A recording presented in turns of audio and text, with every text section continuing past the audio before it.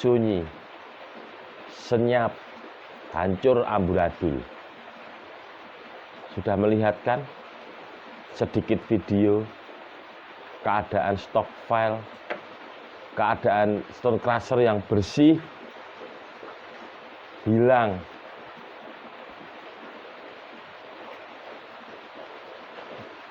Aduh,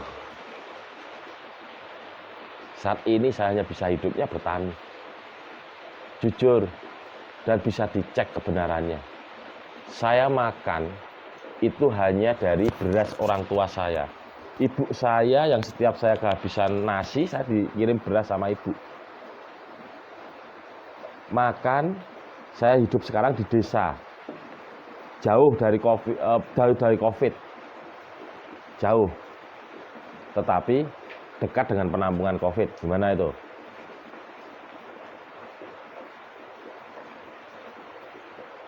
Cari uang 1.000 perak susah.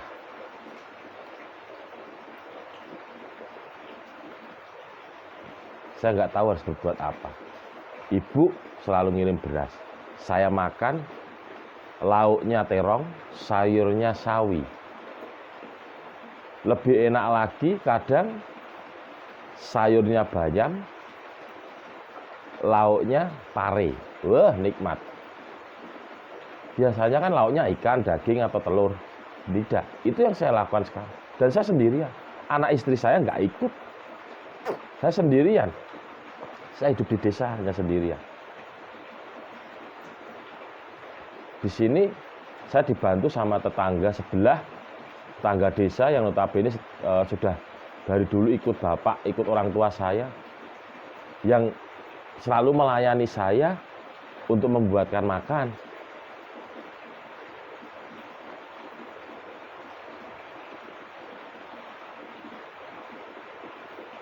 Ya itulah, saya kembalikan lagi kemarin flashback ke surat Bapak Presiden. Saya mengharapkan sekali Bapak. Saya curhat, saya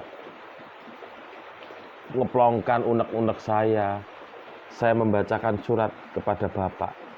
Semoga ada titik terang. Kejadian yang terjadi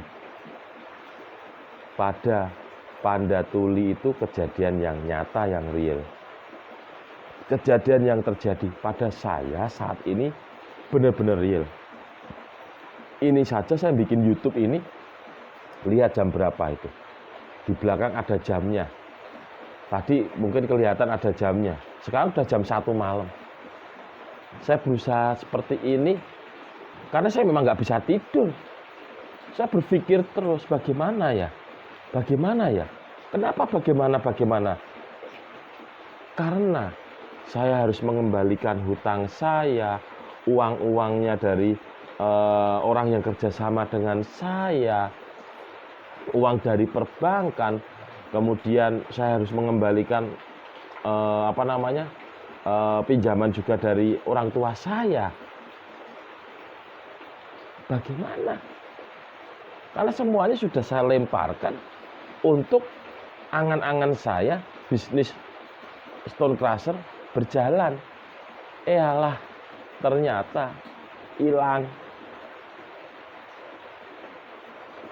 Yang mana di dalam surat terbuka ke Pak Presiden kemarin sudah saya bacakan ada LP-nya, yang dimana dalam LP itu sudah ada laporannya yang istilahnya diduga pencurian tersebut.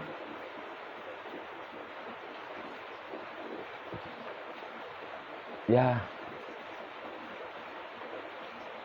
itulah kronologi, sepenggal kronologi dari saya, kehidupan saya saat ini.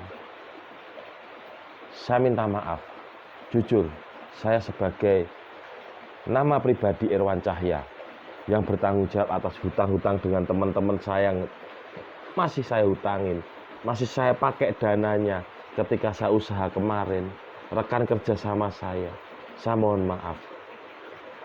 Saya belum bisa mengembalikan kewajiban saya. Saya belum bisa memberikan hak teman-teman. Keadaan saya saat ini seperti ini. Saya bingung harus seperti apa. Saya belum menemukan titik terang. Saya belum bisa bangkit, saya belum bisa plong. Saya manusia biasa yang tidak bisa tidak bisa menahan yang namanya EN itu nggak bisa menahan EN saya, emosi, egois, nafsu. Saya manusia biasa. Saya mohon maaf benar.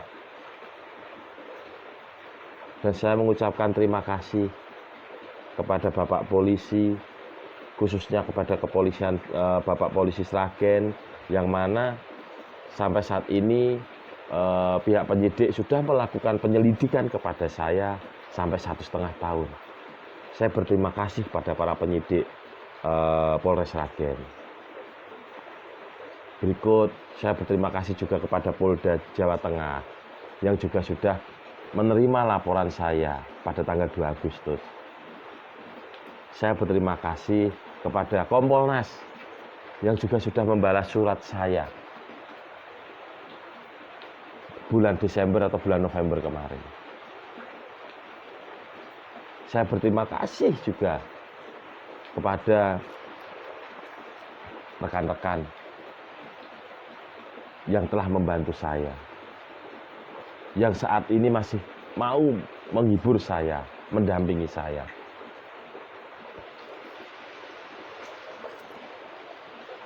Dan yang terutama, terima kasih untuk Bapak Ibu saya.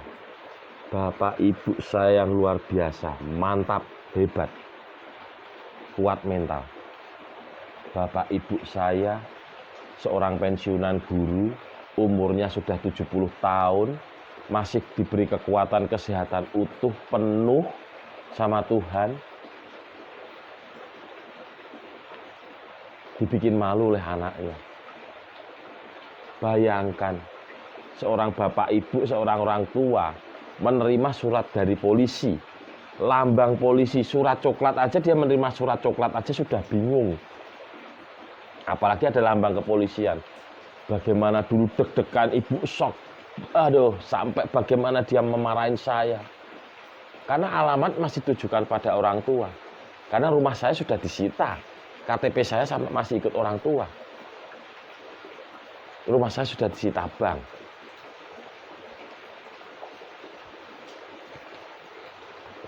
Saya nggak tahu saya harus seperti apa. Ibu yang saat ini mentalnya sudah kuat, sudah setiap hari berdoa, setiap hari hanya bangun tidur berdoa, kemudian WA saya memberikan wejangan-wejangan tentang sebuah perumpamaan dan kebijakan. Berikut juga bapak saya yang setiap hari dari Jogja menuju ke Bantul yang jaraknya sekitar 30 sampai 35 kilo hanya untuk melihat keadaan saya, memberikan respon, membantu saya apa yang saya kerjakan dalam bertani, ngontran saya. Adik saya yang di rumah, terima kasih adik-adik saya. Adik-adikku 2 orang wanita. Terima kasih. Mereka mantap juga, hebat, mampu menahan diri untuk membantu kakaknya yang notabene nggak bisa berbuat apa-apa. Mereka juga kadang datang ke sini memberikan bantuan kepada saya. Untuk anak-anak saya, istri saya yang tabah, yang juga selalu timbul gesekan terus di rumah. Sampai saya harus ke desa supaya ya tidak terjadi emosi egois nafsu saya ini terlontarkan kepada yang salah kepada keluarga saya.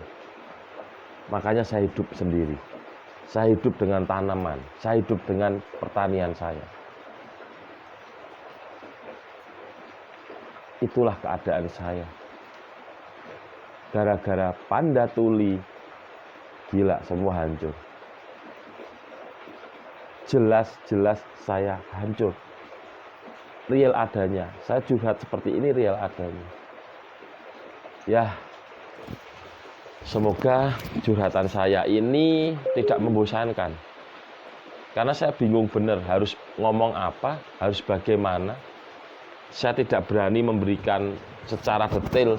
Ini loh SP2HP-nya, ini loh surat kronologinya ini loh seperti ini, siapa si A, siapa si B, siapa si C. Saya tidak berani. Saya naati prosedur hukum lah, saya taatin hingga sampai 1,5 tahun ini masih penyelidikan, saya tetap naatin kok. Semoga curhatan saya ini yang tidak kami buat-buat dan benar-benar itu taruhan antara nyawa, pilihan antara nyawa dengan harta saya, dengan harta dunia. Benar dan real, bisa dicek di rumah sakit. Tanggal 23 Juli 2019 anak saya mulai masuk ke rumah sakit. Dan di saat itulah anak saya kritis. Itu terjadi real. Dan saya menunggu sampai 1,5 tahun ini tidak ada kejelasan. Saya bingung. Saya harus curhat kepada siapa, saya harus ngomong kepada siapa. Itu yang terjadi. Semoga ini menjadi pelajaran untuk rekan-rekan. Bisa untuk berhati-hati dalam menjalankan sebuah usaha. Kita nggak tahu siapa yang ada di depan kita. Apalagi siapa yang ada di belakang kita. Kita nggak tahu. Yang saya percaya saat ini hanya keluarga saya yang selalu mendukung saya. Bapak, ibu, dan adik-adik saya. Dan keluarga saya yang selalu mendukung saya, memberikan semangat dan kebangkitan untuk saya.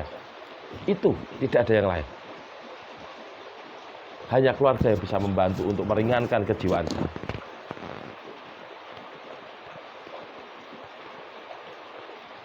Maaf ya teman-teman kalau bosan, maaf. Karena saya bingung harus bagaimana lagi. Ya mungkin hanya ini kronologi yang bisa saya sampaikan. Bagaimana keadaan saya, bagaimana Panda Tuli itu terjadi.